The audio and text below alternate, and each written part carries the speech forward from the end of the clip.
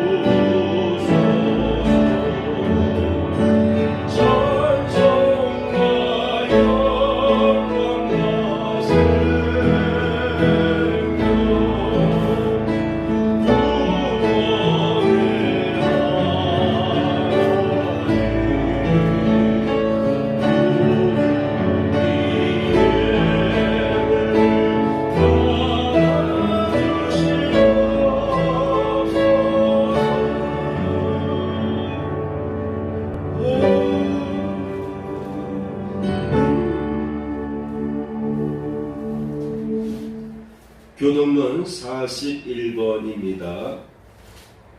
여호와를 사랑하는 너희여 악을 미워하라. 그가 그의 성도의 영혼을 보존하사 악인의 손에서 건지시느니라.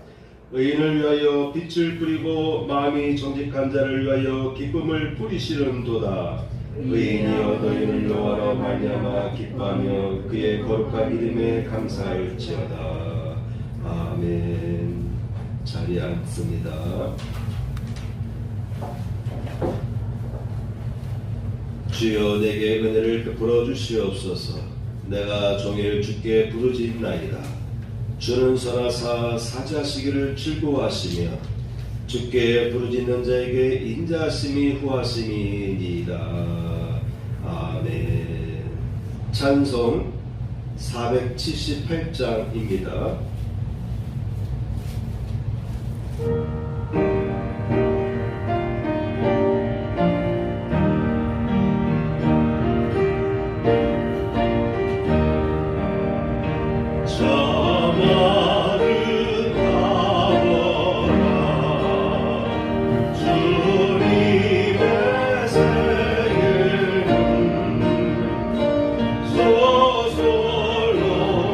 소솔로몬의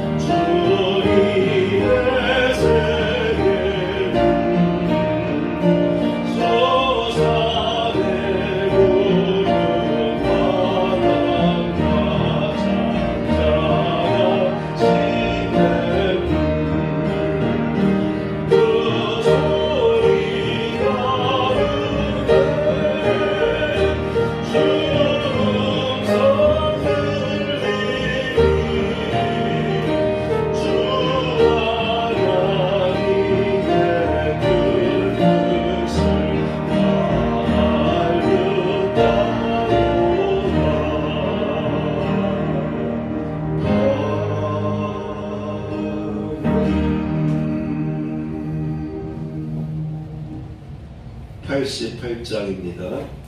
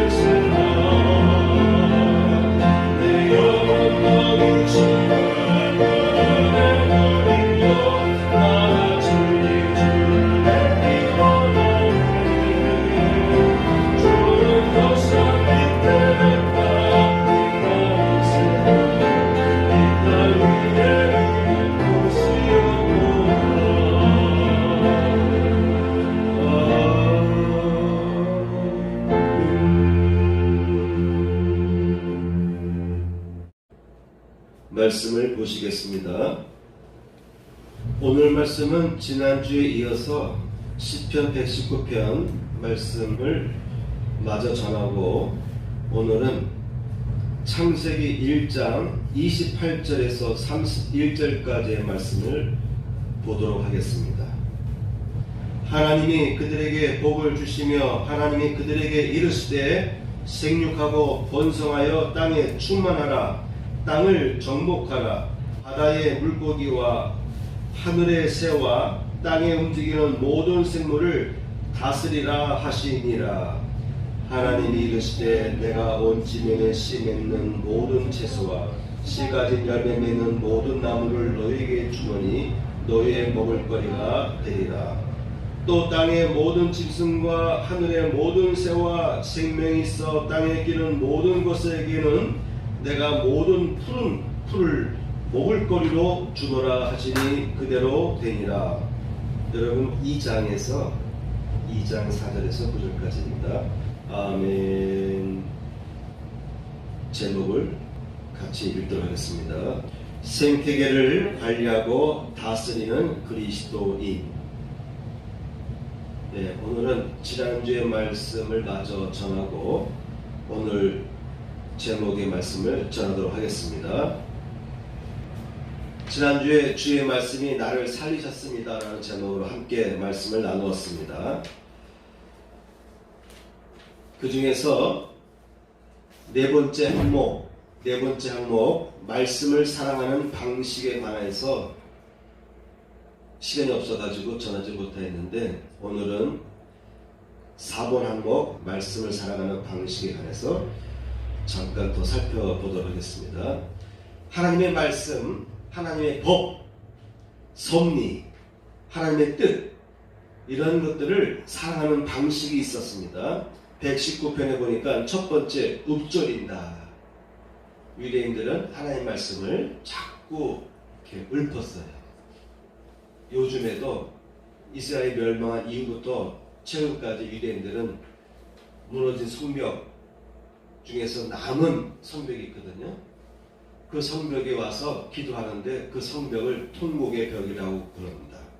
통곡의 벽에 모여서 그들은 막 하나님 말씀을 울품해서 기도합니다. 시편의 저자에 의하면 하나님의 말씀을 사랑하는 방식은 읍조리다. 제가 매주 여러분들에게 제가 이렇게 말씀 카드를 보내드리잖아요. 그 말씀들을 자꾸 암송하시고 읽고 묵상하시고 그렇게 살아가시길 축원합니다. 아멘. 그것이 바로 하나님을 사랑하는 방식이래요. 눈을 한번 보고 이런 말씀이 있었네 라고 생각하고 지나가는 것이 아니라 그 말씀을 자꾸 음미하는 것입니다. 두 번째, 기억하기. 하나님의 말씀을 자꾸 기억해내는 것입니다. 사람은 하나님께서 나와 함께 하셨던 축복의 사건들, 축복의 은혜의 순간들을 자꾸 잊어버려요. 일주일 전에 어떤 체험이 있어도 그 체험은 벌써 지나간 이야기가 되어버리고 말입니다. 그리고 당장 최근에 얼마 전에 어제 오늘 또는 내일 모레 또는 한 달 후에 1년 후에 생길 일들을 먼저 염려하게 돼 있어요. 사람은 자기가 생각하는 대로 되는 존재이거든요. 그러므로 내 안에 있는 심령밭에 자꾸 하나님의 말씀을 기억하는 것이 중요합니다. 특히 하나님께서 여러분들에게 은혜를 주셨고 여러분에게 어떠한 좋은 축복을 주셨을 때 그 축복들을 자꾸 되새겨 볼 필요가 있어요.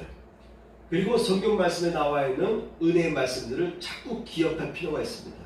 그 은혜의 말씀은 여러분에게 주시는 말씀이에요. 다윗에게 주신 말씀도 이 말씀은 나에게 주신 말씀이다. 아브라함에게 약속하신 이 약속도 나에게 주신 약속이다. 이렇게 받아들이면서 말씀을 자꾸 기억할 필요가 있습니다. 나의 뇌 속에 하나님의 은혜의 생명의 말씀들, 말씀 자체가 생명이거든요. 빛을 비치면은 빛 속에 에너지가 있잖아요. 그래서 그 빛을 받는 식물들이 자라나게 되어 있어요. 과합성 작용이 일어나면서 우리의 눈에 보이지 않지만은 식물의 줄기와 잎에서 부지하게 활동을 합니다. 생명 활동을 합니다. 성경 말합니다. 말씀은 생명이다. 예수님께서 말씀하시기를 나는 생명이다라고 말씀하셨어요. 그러므로 하나님의 말씀들을 우리가 자꾸 기억한다는 의미는 나의 뇌 속에서 막 기억된다는 의미는 하나님의 생명의 기운이 막 내 안에 퍼진다고 생각하시기 바랍니다. 세 번째, 노래하기라고 되어 있어요. 하나님께서 나와 함께 하시고 나에게 은혜 베풀었던 사건들을 내가 노래로 하나님 앞에 영광 돌리겠습니다. 그래서 예배 시간에 우리가 찬양하는 것은 대단히 중요한 것입니다. 여러분, 내가 누군가를 사랑해요. 근데 사랑하는데 어떤 사람은 사랑한다는 말을 표현하지 못하고 이렇게 마음으로만 사랑한다라고 말하는 사람들이 있습니다.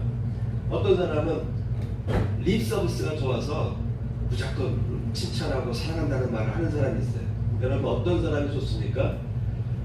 진심이든 아니든 립 서비스가 좋아서 늘 나를 축복하고 나를 칭찬하고 나에게 사랑을 베푸는 사람을 우리는 더 기뻐할 수밖에 없죠. 그런데 그 단계를 넘어서 노래화시켜서 노래로 만들어서 찬양한다고 할 때 얼마나 좋겠습니까? 그래서 하나님을 향한 사랑의 방식 중에 찬양, 노래로 하나님 앞에 사랑을 표현하는 것이 있습니다. 네 번째, 하루에 7번씩입니다. 119편 164절을 보시기 바랍니다. 시편 119편 164절입니다. 주의 의로운 규례들로 말미암아 내가 하루 7번씩 주를 찬양하나이다. 하나님을 향해서 노래를 부르는데 시편의 저자는 하루에 7번씩 찬양하겠다라고 고백하고 있습니다. 찬양은 곧 기도요, 하나님께 대한 감사를 표현하는 것이기도 합니다. 그래서 시편 저자는 하나님의 은혜의 사건들을 늘 내가 노래할 것이며 세상 사람들 앞에 나가서 내가 하나님의 은혜를 자꾸 노래하겠다. 여러분, 세상에 나가서 자꾸 하나님의 은혜의 역사들을 자꾸 증거하시기 바랍니다. 그 증거가 노래가 되었다. 또한 시편의 저자는 하루에 7번씩이라도 내가 하나님을 찬양하겠다라고 고백하고 있습니다. 여러분, 하루에 7번씩 찬양한다는 의미는 기도한다는 의미도 됩니다. 그래서 기도에 대한 관심이 많은 분들 중에 보면 하루에 7번씩 기도하는 분이 있어요. 하루에 5번씩 기도, 하루에 8번씩 기도하기도 하고, 시간을 쪼개서 시간별로 또는 분 단위로 쪼개서 기도하는 분이 있습니다.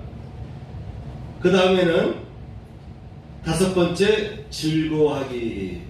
119편 70절입니다. 그들의 마음은 살쪄서 기름덩이 같으나 나는 주의 법을 즐거워하나이다. 세상 사람들은, 믿음 없는 사람들은 그들의 마음이 살이 쪄서 기름덩이 같다라고 하면서, 그러나 나는 주의 법을 즐거워하겠습니다. 여러분, 이 시간 하나님 말씀을 경청하실 때도 생명의 말씀을 경청할 때 아주 즐거운 마음으로 경청하시기를 축복합니다. 그 다음에 보면은 새벽에 부르짖으며 바란다. 하나님을 향한 사랑의 표현의 방식이, 어떤 사람은 새벽마다 아침에 일어날 때마다 하나님께 부르짖고 바라면서 하나님의 말씀을 바라는 마음이 새벽 시간부터 시작하는 거죠. 새벽부터 시작하는 것이죠. 새벽 시간부터 하나님께 나아갈 때 하나님의 음성을 사모하고 하나님의 말씀을 사모하면서 나아가는 그런 자세가 중요하다고 하는 것입니다. 7번째, 주의 법을 사랑합니다. 주의 법을 사랑합니다. 119편 113절에 보니까 내가 두 마음을 품은 자들을 미워하고 주의 법을 사랑하나이다 라고 고백하고 있습니다. 사람들 중에 보면은 두 마음을 품은 사람들이 있습니다. 신앙생활 하는 사람 중에도 두 마음을 품은 사람이 있습니다. 그런데 저자는 뭐라고 얘기하고 있습니까? 나는 그들과 같이 두 마음을 품지 않겠습니다. 나는 오히려 그들을 미워합니다. 오히려 주의 법을 사랑합니다 라고 표현했습니다. 그래서 여러분, 하나님 사랑합니다, 하나님 사랑합니다, 예수님 사랑해요, 예수님 사랑해요 라는 고백을, 표현을 자주 하시길 바랍니다. 아멘. 그 다음에 오늘은 따로 준비된 말씀이기 때문에 간단하게 넘어갑니다. 야고보서 4장 8절 말씀 보니까 하나님을 가까이 하라, 그리하면 너희를 가까이 하시리라. 죄인들아, 손을 깨끗이 하라. 두 마음을 품은 자들아, 마음을 성결케 하라.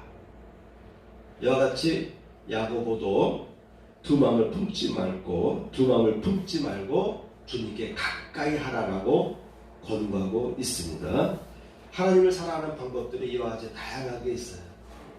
이러한 다양한 방법들을 통해서 하나님에 대한 사랑을 표현하면서 살아가시는 축복합니다. 아멘. 오늘 준비된 말씀을 전하도록 하겠습니다. 생태계를 관리하고 다스리는 그리스도인입니다. 생태계를 관리하고 다스리는 그리스도인이 되자라는 취지로 말씀을 준비했습니다. 생태계를 관리하고 다스리는 청지기, 그리스도인이 되자, 청지기가 되자라는 뜻이 되겠습니다. 오늘 본문에는 이 땅을 살아가는 우리 인간이 이 땅에 함께 생존하는 동식물들을 어떻게 관리하고 사용해야 되는지에 대한 핵심적인 내용이 담겨 있습니다. 창세기 1장 본문의 말씀에 그런 내용들이 담겨 있습니다. 그리고 우리가 이어서 읽었던 창세기 2장의 말씀의 내용을 보게 되면 거기에도 창조 이야기가 나와요. 그래서 창조에 관한 이야기가 창세기에는 1장과 2장 두 군데에 있다라고 보시면 되겠습니다. 근데 예리하게 이 말씀을 읽어보시면 의문이 생깁니다. 1장에 나와 있는 창세기의 이야기와 2장에 나와 있는 창세기의 이야기 속에서 다른 점이 있어요. 2장에 보면은 땅에 비가 내리지 않고 수증기만 가득하였다라고 되어 있어요. 습기만 가득한 것이 땅에서 올라옵니다. 그리고 밭을 가를 사람이 없었기 때문에 비가 내리지 않았기 때문에 식물이 없었다라고 되어 있어요. 그리고 바로 이야기가 어떻게 적용되냐면 사람을 만드시고 사람을 만드신 다음에 에덴 동산을 창설하셨는데 에덴 동산에서 유실수 과일나무가 나게 하셨다 이렇게 되어 있어요. 그러니까는 2장에 나와 있는 창세기 2장에 나와 있는 창조 이야기 보면은 어떤 점이 강조되어 있냐면은 식물이 없었다. 야채나 식물, 나무들이 없었다. 이걸 강조합니다. 그리고 바로 이어져 나온 내용이 사람을 창조했다라고 되어 있어요. 그리고 에덴 동산을 만들어서 에덴 동산에 과일나무가 자라겠었다. 자, 이 정도의 이야기 들어보면은 본문 창세기 1장에 나와 있는 이야기와 좀 다른 게 있죠. 왜냐하면 창세기 1장에 나와 있는 창조 이야기 보게 되면은 셋째 날에 땅에서 온갖 식물들이 자라가셨거든요. 그리고 그 다음에 또 하늘의 별들을 만드시고 그리고 동식물들, 조류, 또 바다의 물고기들 이런 것들을 만드신 다음에 그리고 여섯째 날에 사람을 만드셨잖아요. 그죠? 사람 만들었잖아요. 근데 2장의 이야기 보게 되면은 식물이 없었다. 그리고 바로 사람을 창조한 이야기가 이어져요. 서로 상충되는 것 같죠? 그런데 상충되지 않다라는 것을 먼저 여러분들에게 제가 설명해드리고 오늘 준비된 말씀을 전하도록 하겠습니다. 창세기 1장의 창조 이야기는 창조 과정에 중점을 뒀어요. 그래서 첫째 날, 둘째 날, 셋째 날, 넷째 날, 여섯째 날 그리고 마지막에 일곱째 날에 하나님께서 안식하셨다라고 해서 창조의 과정과 안식일의 포커스가 둔 그런 기록이 되겠습니다. 2장의 내용은 창조된 내용을 정확하게 묘사하기보다는 인간이 어떻게 해서 타락했는가라는 데 관점이 있어요. 그래서 에덴 동산이 나오는 거예요. 에덴 동산이 포인트가 되겠습니다. 에덴 동산을 하나님께서 만들어 주셨는데 사람이 에덴 동산에서 하나님께서 먹지 말라고 하는 선악과를 먹으면서 죄를 범한 거예요. 그로부터 아담과 하와는 에덴 동산에서 쫓겨나고 그리고 땅은 사람에게 땀을 흘려야만 수확을 얻을 수밖에 없는 상태로 변질됩니다.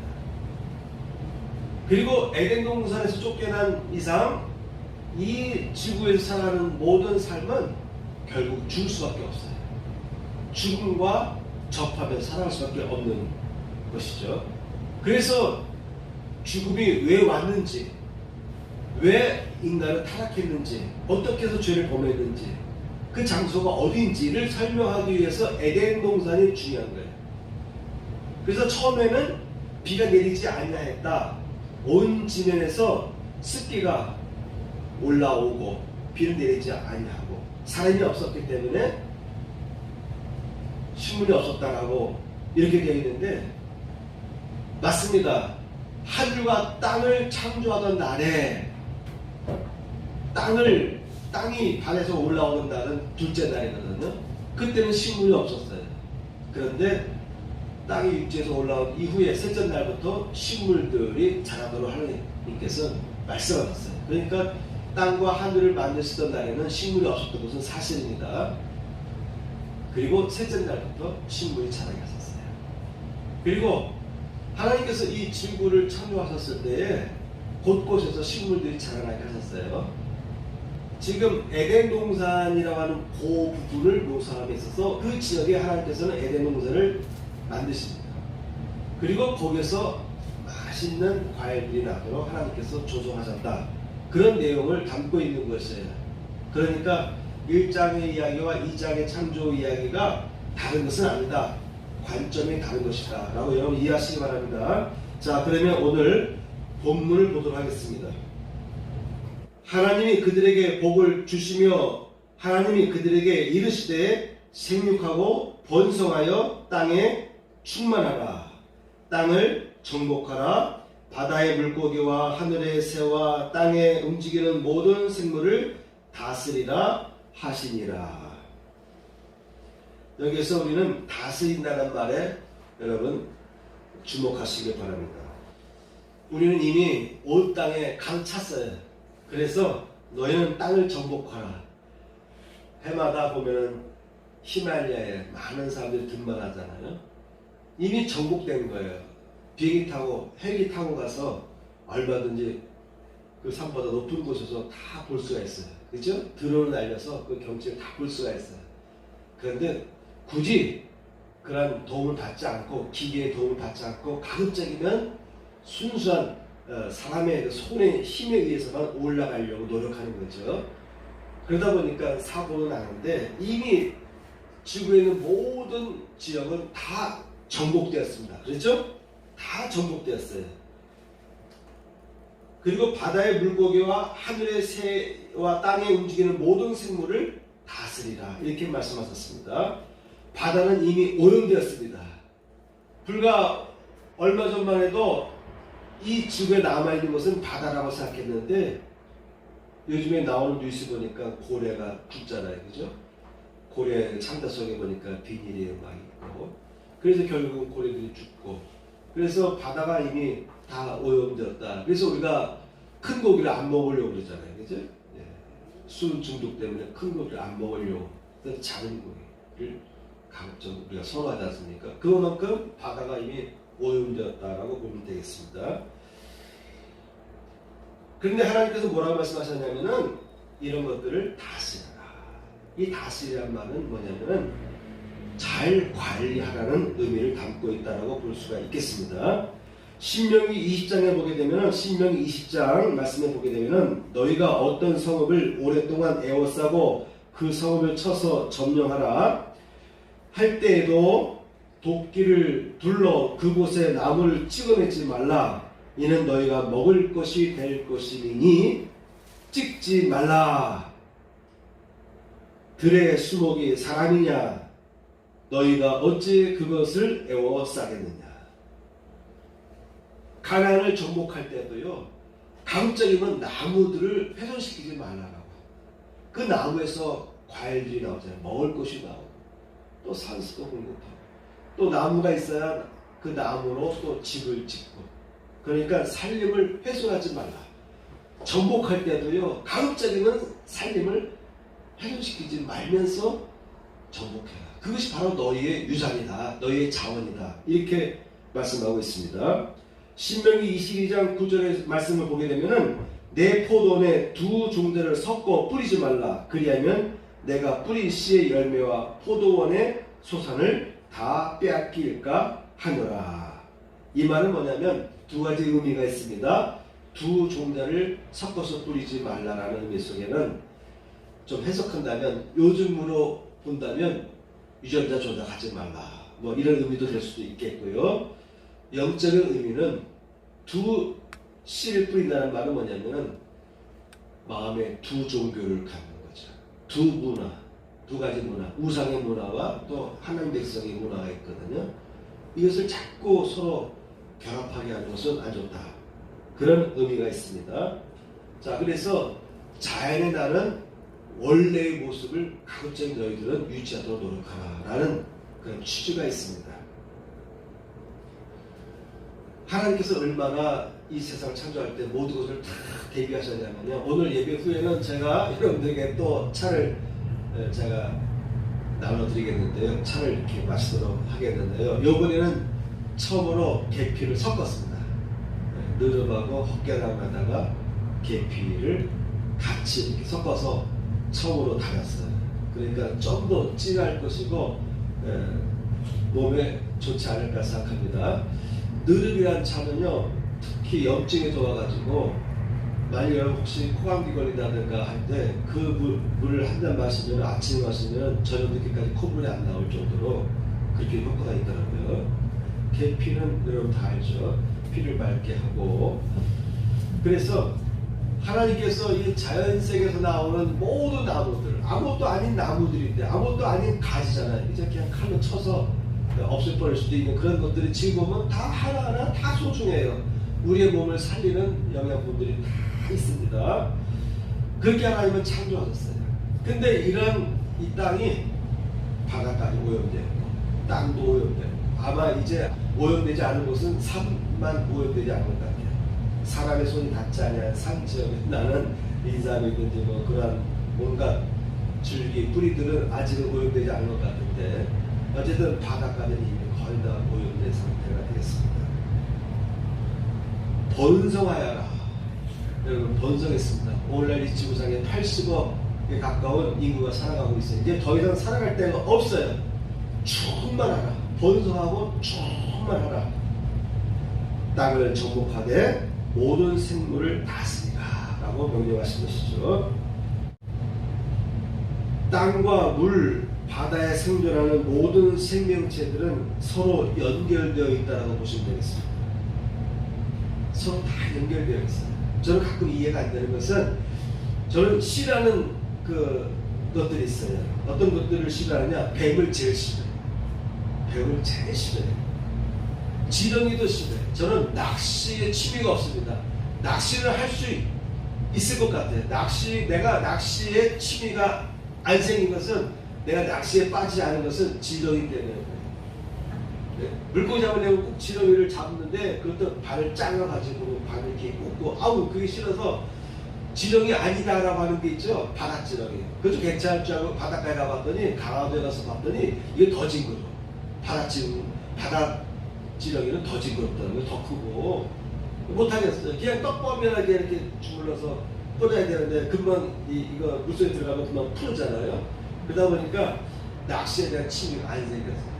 아마 그런 것이 아니었으면 저도 낚시하는 재미를 느꼈을 텐데 지렁이가 싫었어요. 뱀은 제일 싫고 그리고 거미도 싫었어요. 그죠? 어릴 때부터 우리가 듣던 만화 영화 보면 거미에 대한 소리가 뭡니까? 독거미. 그래서 제가 어릴 때도 지금 생각해보면 지금의 그 청와대 그 앞마당 쪽인 것 같은데 거기도 보면 이렇게 잡부들이 막 자라고 있었어요. 그런데 아이들과 같이 지팡이 들고 돌아다니다 보면은 지금 분수대가 있는지 어딘지 모르겠지만은 거미들이 이렇게 있어요. 거미줄이 잘 서쳐있고 어떤 거 좀 덩치도 크고 좀 컬러풀한 거 있죠. 노란색이거나 뭐 초색깔의 띠가 있는 그런 것들 보면 그 당시 어릴 때 생각할 때 야 이거 독거미다 해가지고 더 멀리 했어요. 오히려 독이 없는 것 같았는데 그 정도로 이 거미를 싫어했어요. 요즘은 모기를 싫어해요. 예전에는 모기에 대해 별로 이렇게 미워하는 게 없었는데 모기가 싫어해. 여름만 되면은 몸을 자꾸 물잖아요. 그죠? 그래서 사람을 병들게 만들고 밤잠을 설치게 만들고 그런데 요즘에는 바뀌었어요. 거미가 싫어지지 않았어요. 왜? 거미가 모기를 잡아주거든요. 그래서 저는 가끔 여기 교회에 올라오는 계단에 이렇게 보면은 거미줄이 쳐 있어요. 그럼 제가 몇 번 쳤어요. 제거했는데 다음날 보면 또 거미줄이 또 쳐 있어. 참 거미들도 부지런해요. 사람의 그 난간 쪽에 거미들이 쳐 있는데 그걸 보면 지저분하다. 그래서 내가 이렇게 나무로 그때 만지기 싫어서 손을 안 만지고 나무 작대기를 해서 걷어가지고 아니면 또 이렇게 빗자루로 걷어서 딱 치우고 다음날 보면 또 쳐 있어. 불쌍해. 야 거미들이 거미줄 치느라고 얼마나 애를 썼을까. 다음날 와보니까 또 거미줄 쳐있고. 그러다가 나중에는 가급적이면 건들지 않았어요. 왜냐하면 모기를 잡아주니까. 이 교회 근처에 모기들이 얼마나 많은지 몰라요. 제가 주말 준비할 때 보면 창문을 좀 열어놓잖아요. 모기들이 막 들어와요. 아니 창문 닫아놔도 모기들이 막 들어와요. 어디서 들어오는지 모르지만 모기들이 막 들어와서 모기가 물어요. 근데 제가 창문 곳곳에 모기 잡는 거 했는데도 모기가 있어요. 그래서 그나마 모기를 잡아주는 것들이 거미라 가급적이면 내가 작년에도 거미줄을 놔둔 적이 있어요. 그건 제가 깨끗한 거를 싫어해서가 아니라 일부러 거미줄을 놔둬서 모기를 좀 잡아먹어라. 왜 하나님은 뱀을 만들었는지 지렁이를 만들어 주셨는지. 근데 지렁이는 좋다고 하더라고요. 그죠? 지렁이가 땅을 다 비옥하게 만든대요. 지렁이의 온몸은 대부분이 기름이라 땅을 기름지게 하고 땅을 파고 다니니까 숨통이 생겨서 산소가 공기가 순환이 되고 그래서 성경에 보니까 지렁이 같은 야고방하고 되어 있습니다. 징글징글 맞지만도 또 그 야곱이 움직이는 곳마다 땅이 옥토가 됩니다. 그러면서 지렁이는 성경에 보면 좋은 뜻으로 되어 있는데 어쨌든 왜 이런 것들이 있어야 되는지. 근데 환경을 중시 여기는 분들은 또 이런 것들을 또 파괴하면 안 된다. 생태계가 파괴된다 해서 또 멸종시키는 것을 또 반대하는데 어쨌든 왜 하나님은 그런 것들을 만들었는지 이해는 못하겠어요. 그런데 전체적으로 보게 되면 모든 생명체들은 연계되어 있다라고 하는 것이 연계되어 있다. 그래서 바닷물이 오염되면은 작은 물고기들이 오염되고 또 큰 고기가 작은 물고기 잡아먹고 그래서 큰 고기일수록 수은 중독이 강하다. 이런 이야기를 우리 많이 듣습니다. 이와 같이 온 땅은 바다와 하늘도 마찬가지예요. 다 연결되어 있어요. 그죠? 연결되어 있어서 다 병들어 가고 있습니다. 하나님 뭐라고 말씀하셨냐면 땅과 하늘을 다 다스려라. 그래서 우리 그리스도인들은 특히 자연을 보호할 사명이 있습니다. 두 번째, 지구는 오염되고 병들었다라는 것인데 지금까지 설명한 이야기 속에 더 포함되겠습니다.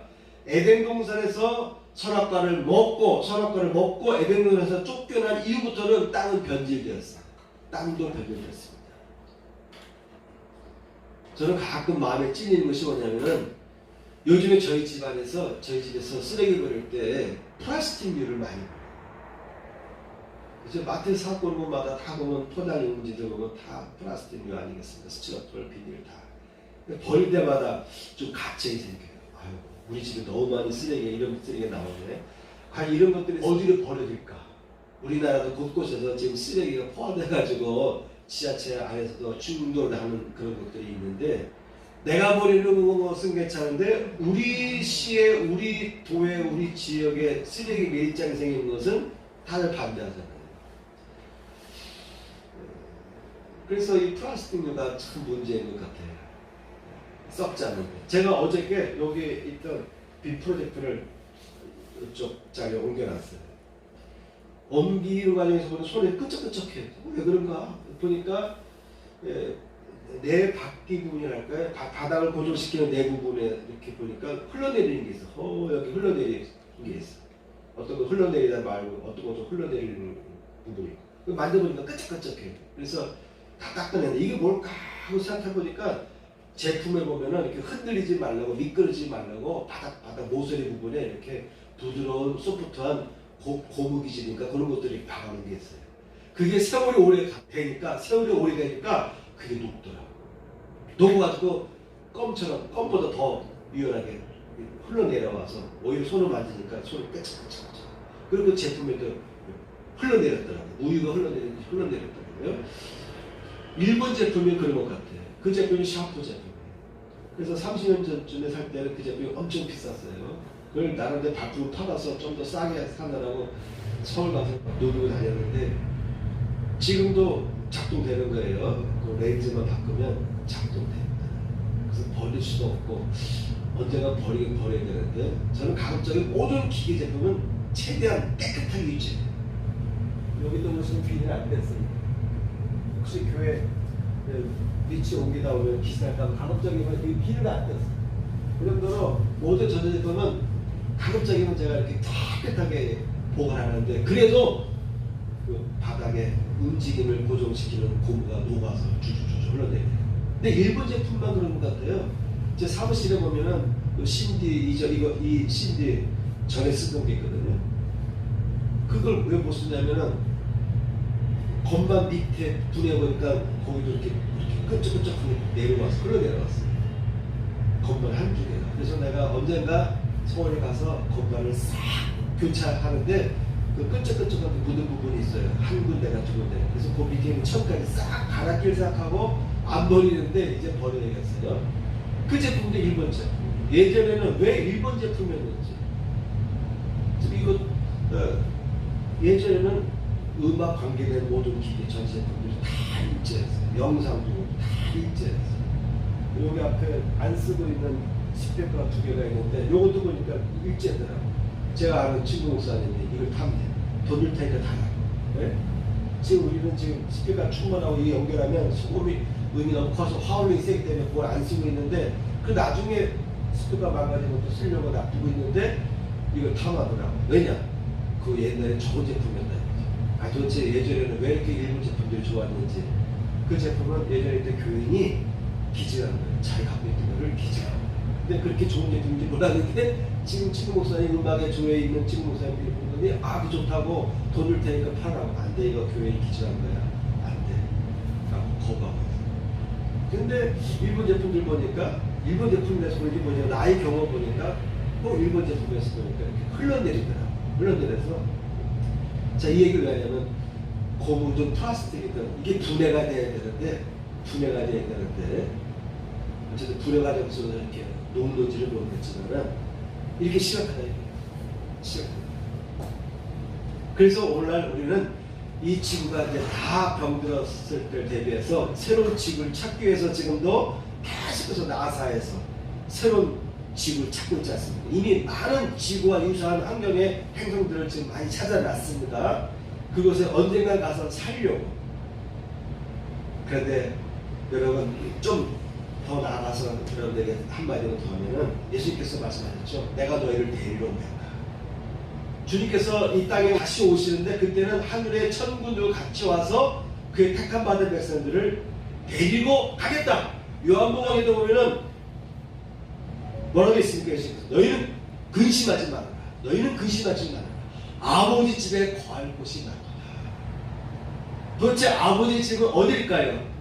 만약 이 우주 어느 공간에 있는 또 다른 지구와 같은 지구보다 더 좋은 행성들이 있을 가능성은 있습니다. 그곳으로 데려갈는지 모르겠어요. 또는 이 우주와는 다른 새로운 차원의 세계가 존재할 수도 있습니다. 그런 세계에는요, 우리가 살고 있는 이 지구 덩어리보다 더 크고 넓고 완전해서 내 아버지 집에는 거할 곳이 많다. 우리는 지구가 지구촌이 돼서 80억 인구가 이제 살기 벅찬 땅이 되었고 오염돼서 더 이상 살 수 없어서 새로운 행성을 향해서 우리가 이주를 해야 될지도 모르는데 벌써 하나님께서 아시는 거예요. 내가 이 땅을 심판하겠다. 이 땅을 멸하겠다. 그리고 너희에게 아버지 집으로 데려가는데 그곳은 너희의 거할 곳이 많다. 그러니까 어떻게 보면은 저 우주 어느 곳에 또한 지구보다 더 살기 좋은 곳이 있을 수도 있습니다. 또한 하나님께서 이 우주의 차원과 다른 새로운 차원의 세계로 우리를 이끌어 주실 줄도 믿습니다. 중요한 것은 그때까지 너희는 다스려라. 잘 다스려라. 이렇게 하나님께서 말씀하셨습니다. 세 번째, 죄가 만연할 때 하나님은 생태계를 병들게도 하십니다. 미가서 7장 13절 말씀을 보면은 그 땅은 그 거민의 행위의 열매로 인하여 황무하리로다. 자연 발생에 의해서 비가 올 수도 있고 기근이 올 수도 있지만은, 그리고 우리 황해도 보니까 예전에는 거기에는 물이 없었다는 얘기도 있습니다.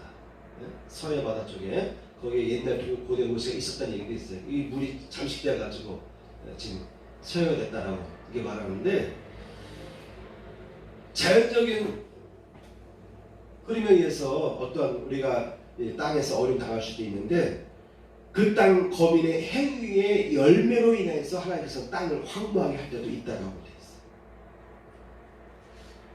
있어요. 요엘서 1장에 보게 되면은 밭이 황무하고 토지가 마르니 곡식이 떨어지며 새 포도주가 말랐고 기름이 다하였도다.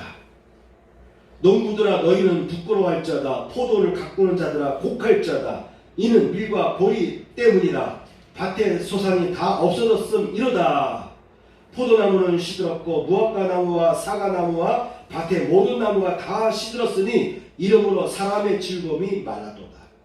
하나님께서 저주를 내릴 때가 있어요. 자연의 황폐를 통해서 저주를 내릴 때가 있습니다. 씨가 흙덩이 아래서 썩어졌고 창고가 비었고 곡간이 무너졌으니 이는 곡식이 시들었음 이로다. 가축이 울부짖고 소떼가 소란하니 이는 꿀이 없으리로다.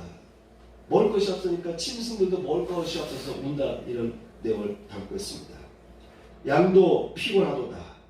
여호와여 내가 주께 부르짖으오니 불이 목장에 풀을 살랐고 불꽃이 들의 모든 나무를 살랐음이니이다. 들짐승들도 주를 향하여 헐떡거리오니 시내가 다 말랐고 들의 풀이 불에 탔으니이다. 비가 안 오고 자연 발생에 의해서 화재도 나고 그래서 들짐승들이 먹을 것이 없어서 들짐승들도 탄식한다라고 하는 내용이 있습니다. 아모스 1장 2절 보면은 그가 이르되 여호와께서 시온에서부터 부르짖으며 예루살렘에서부터 소리를 내시리니 목자의 초장이 마르고 갈매산 꼭대기가 마르었도다. 들짐승들아 두려워 말자다. 들의 풀이 싹이 나며 나무가 열매를 맺으며 무화과 나무와 포도나무가 다 심을 내는도다. 유엘서 말씀의 1장에는 이와 같이 땅이 막 황무해졌는데, 그런데 2장에서는 반전이 일어납니다. 들짐승들아 두려워 말아라. 하나님은요 짐승들까지 걱정하고 계세요. 짐승들이 1장에 보니까 탈직했는데 울부짖었는데 먹을 것이 없어서 2장에 보니까 들짐승들아 두려워 말자다. 들의 풀이 싹이 나고 나무가 열매를 맺을 것이다. 그러니까 여러분, 자연이 축복받는 것도요 하나님의 은혜. 하나님께서 그의 백성을 사랑하시면 자연에 축복을 주시고, 그 백성의 행위의 열매가 못된 먹은 짓을 자꾸 행하게 되면 하나님께서 자연 재앙을 통해서 고통을 주실 때도 있다는 것입니다. 곡식종자가 오히려 창고에 있느냐? 포도나무, 무화과나무, 석류나무와 감람나무의 열매가 맺지 못하였느니라. 종자가 있어도 열매를 맺지 못했다. 종자를 아무리 뿌려도 자라나지 못하는데 병들어 다 죽는 겁니다. 그러나 오늘부터는 내가 너희에게 복을 주리라. 지금까지는 농사를 망쳤는데, 이번 농사를 망쳤는데 이제는 다시 한번 도전해봐. 내가 너에게 복을 주겠다. 이렇게 약속했어요. 여러분, 자연 이런 재배조차도 하나님의 은혜가 아니고서는 힘들다라는 것을 기억해 볼 필요가 있습니다. 내가 사람과 짐승을 진멸하고 공중의 새와 바다의 고기와 거치게 하는 것과 악인들을 아울러 진멸할 것이라. 내가 사람을 땅 위에서 멸절하리라. 나 여호와의 말이다. 사람의 죄 때문에 짐승들까지 죽을 수밖에 없는 위기를 당한다라고 스가랴서 1절 3절에 기록하고 있습니다. 회오리 바람으로 그들을 그 알지 못하던 모든 열국에 해치리라 한 후에 이 땅이 황무하여 왕래하는 사람이 없었나니 이는 그들이 아름다운 땅으로 황무하게 하였음이니라 하시니라. 죄로 인해서 그 땅의 토양이, 영적인 토양이 말이죠, 우상으로 가득 차게 될 때 하나님은 그들의 저주를 내려서 그 땅을 황무하게 만들어 사람이 더 이상 거주하지 못하는 곳으로 만들어 버린다. 반면에 또 하나님 축복하십니다. 스가랴 8장 12절 말씀 보니까 곧 평안한 추수를 얻을 것이라. 포도나무가 열매를 맺으며 땅이 산물을 내며 하늘은 이슬을 내리리니 내가 이 남은 백성으로 이 모든 것을 누리게 하리라. 이슬이 내리는 것도, 비가 내리는 것도, 알맞은 비가 내리는 것도 다 하나님께서 그 백성을 사랑하시면 온갖 자연적인 요소들을 다 동원해서요 복되게 하신다라고 분명히 약속하고 있는 것입니다. 봄비 때에 여호와 곧 번개를 내리는 여호와께 비를 구하라. 무리에게 소낙비를 내려서 밭에 채소를 각 사람에게 주리라. 비가 오는 것도요, 비가 안 오면 하나님께 구하라는 것입니다. 번개를 통해서 비를 내리게 하셔서 사람에게 소낙을 얻게 해주시겠다고 약속하십니다.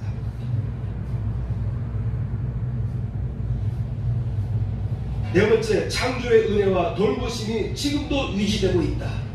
비록 땅은 병들었지만 그럼에도 불구하고 에덴 동산에 쫓겨난 이후로 죄로 인해서 땅도 병들었지만 그럼에도 불구하고 아직도 하나님의 은혜 손길에 의해서 이 자연은 계속 보존되고 있다고 하는 것입니다. 자연 생태계와 우주가 하나님에 의해서 창조된 것이 아니다라고 생각한다라면은, 우연하게 생긴 것이라고 생각한다라면은 그것처럼 비전이 없고 아무런 그런 가설은 없을 것이다. 우연히 태어났다면 우연의 어느 순간에 이 지구를 소멸할 수도 있잖아요. 하나님이 창조하셨기 때문에 지금도 이 세계가 유지되고 있는 것입니다.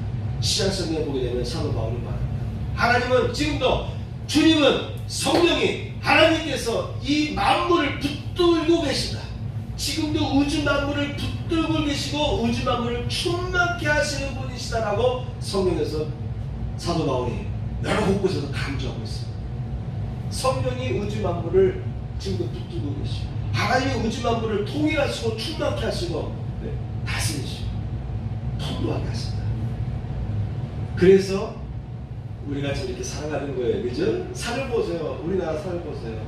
우리가 가꾸지 않았는데도 겨울 내내 나무가 죽지 않냐고 항상 부르잖아요. 번성하잖아요. 약을 치지 않아도 항상 산에 보면 온갖 약초들이 가득하고 있어요. 우리가 한 게 아니잖아요.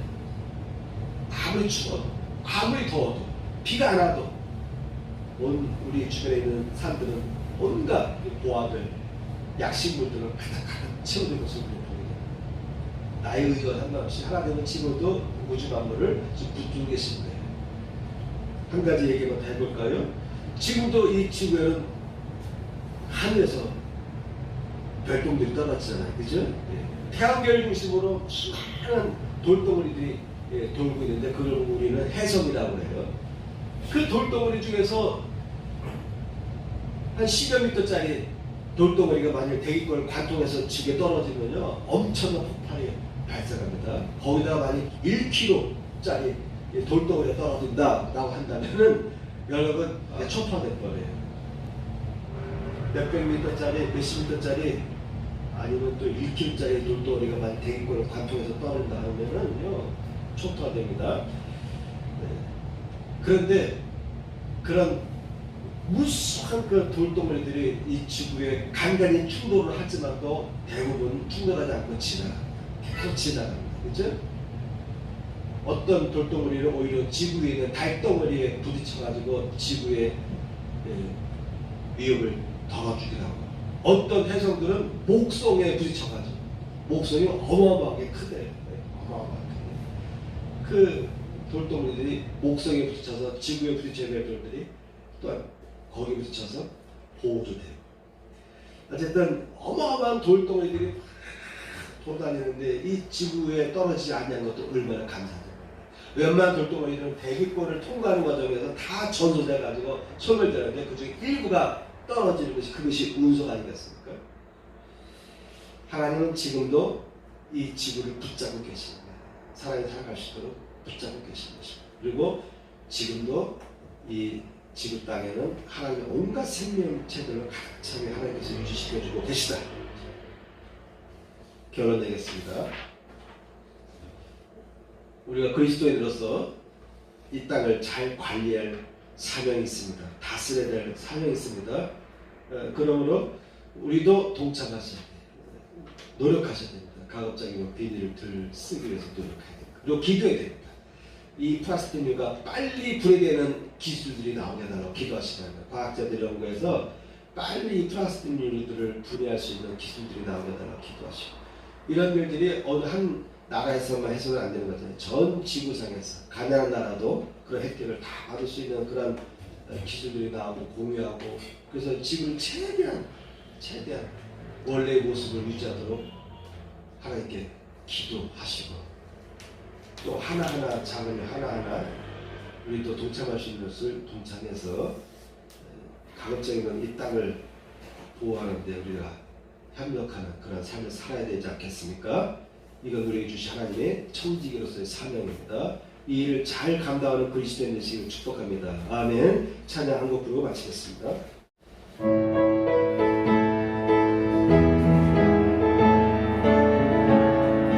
지금은 엘리야 때처럼 주 말씀이 선포되고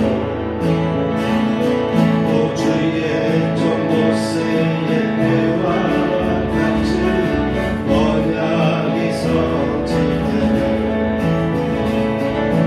전쟁과 기근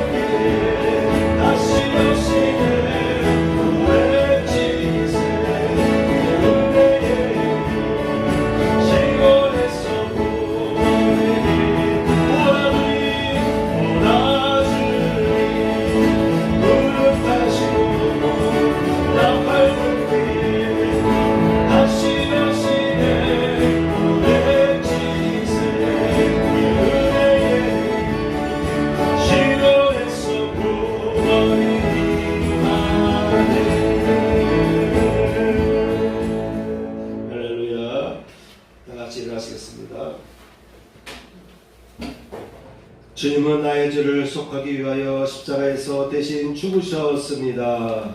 주여 내 죄가 사하여졌습니다. 주님은 채찍에 맞으셨습니다. 제가 치료를 받았습니다. 아멘.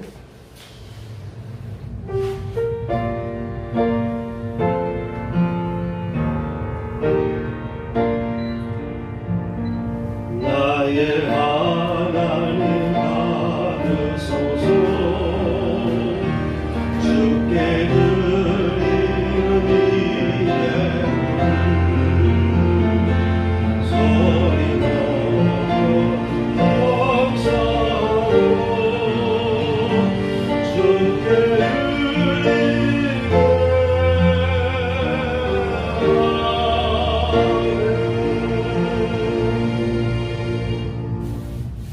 가슴에 손 얹고 기도합니다. 할렐루야. 하나님 아버지 감사합니다. 오늘 이 시간도 저희를 하나님의 귀한 백성으로 세워주시고 복 주시는 하나님의 은혜를 깨닫게 하시니 감사합니다. 오늘도 드려진 예물을 복되게 하여 주시옵고 드려진 그 손길마다 삶의 터전에서 하나님의 세밀하신 보호하심과 인도하심을 통해서 저들을 이끌어 주시고 저들을 온갖 위험에서 보호해 주시며 안전한 길로 이끌어 주시옵소서. 이제는 우리 구주 예수 그리스도의 은혜와 하나님 아버지의 극진하신 사랑과 성령님의 감동감화 역사하시니 이제 참여한 성도들 위해 함께 하시기를 축원하옵나이다. 아멘.